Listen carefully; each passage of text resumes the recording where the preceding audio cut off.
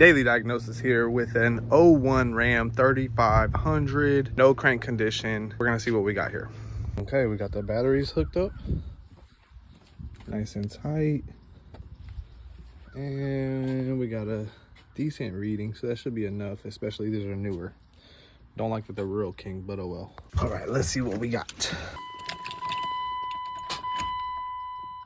A lot of people are going to diagnose that as a starter. That is not enough for me to call this starter. I need to make sure that the test light is staying lit when I do that.